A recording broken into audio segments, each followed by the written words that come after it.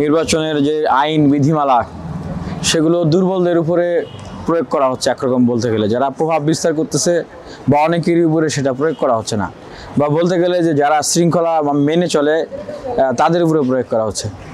যেমন DUCSU for change,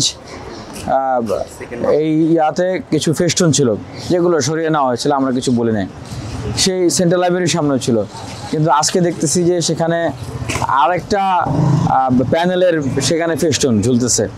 এবং বিভিন্ন জায়গা থেকে ডাকসু ফর চেঞ্জ আমরা শিক্ষার্থীদের কাছে মতামত চেয়েছিলাম যে কেমন বিশ্ববিদ্যালয় চাই, সেই ফেস্টুনগুলো সরিয়ে ফেলা হয়েছে, কিন্তু আরেকটা প্যানেলের সেই জিনিসগুলো এখন ঝুলতেছে বিভিন্ন জায়গায়। এবং আমরা আজকে দেখলাম যে অনেকেই লাইব্রেরির ভিতরে ঢুকে গেছেন, প্রচারণা করতেছেন, অনেকেই স্লোগান দিয়ে মনোনয়ন তুলতে গেছিলেন। এখন আমাদের বেলায় বিভিন্ন ধরনের আইন কানুন প্রয়োগ করা হচ্ছে, নিয়ে যাচ্ছে সবকিছু, আমরা তো এগুলো বাধা দিই নেই। ওয়ালটন এখন দেশের সীমানা পেরিয়ে পৌঁছে গিয়েছে 50টিরও বেশি দেশে। ওয়ালটন, ঘরে ঘরে বিশ্বজুড়ে। কিন্তু অন্যদের বেলায় যদি এই সুযোগগুলো দেওয়া হয়, এখানে তো আর তাহলে প্রভাব বিস্তারের বিষয়টা চলে আসে। আবার দেখেন টিএসসিতে গেলে দেখবেন যে অনেক ছাত্র সংগঠনের অনেক ফেস্টুন সেখানে ঝুলতেছে। কথা ছিল যে কোনো ছাত্র সংগঠনের কোনো ধরনের কোনো ফেস্টুন থাকবে না, কারণ আপনি যদি একটা ছাত্র সংগঠনের ক্যান্ডিডেট হন, সেই ছাত্র সংগঠনের যে কার্যক্রম সেটা আপনার এই নির্বাচনে প্রভাব ফেলবে না, কার্যক্রমগুলো ইমপ্যাক্ট করবে না, স্বাভাবিকভাবে তো করবে। তাহলে এখন আমি বিনিয়ামিন মোল্লা যদি ধরেন এখন ওই সেই ছাত্র সংগঠনের নামেই, ছাত্রদের পরিষদের নামে যদি আমি এখানে এখন ধরেন যে কোনো কার্যক্রম, আমাদের যে অতীতের বিশ্ববিদ্যালয়ে ধারাবাহিক এই 8 বছরের লড়াই সংগ্রাম, হ্যাঁ, আমাদের উপর অত্যাচার নির্যাতন, শিক্ষার্থীদের পক্ষে দাঁড়ানো, এগুলো যদি দেই, দেখবেন তখন আবার বলবো যে না তোমার এটা সরাইতে হবে। আমারটা কেন সরাইতে হবে, তাহলে অন্যদেরটা কেন সরাচ্ছেন না?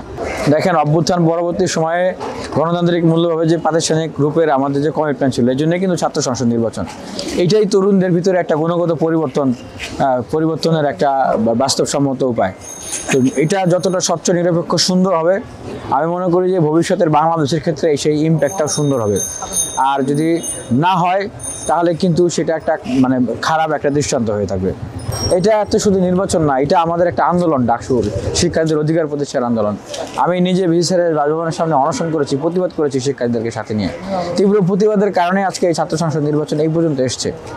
তো এটা যারা প্রভাব বিস্তার করে এতদিন নির্বাচন আটকে রেখেছিল, যখন শিক্ষার্থীদের তীব্র চাওয়ার কাছে তারা তফসিল দিতে একমত হয়েছে, এখন তারাও বিভিন্নভাবে প্রভাব বিস্তার করতেছে জেতার জন্য। যদি দেখে যে তাদের পরিস্থিতি ভালো না, তাহলে কিছু সংকট জিয়ে রেখেছে, এই সংকটগুলো দেখিয়ে তখন বলবে যে তাহলে এখনই করা যাচ্ছে না, আরও কিছুদিন সময় লাগবে। আর নাহলে বলবে যে যেহেতু একটা সংঘাত সহিংসতাপূর্ণ পরিস্থিতি তৈরি হয়ে গেছে, সুতরাং এই মুহূর্তে ডাকসু সম্ভব না।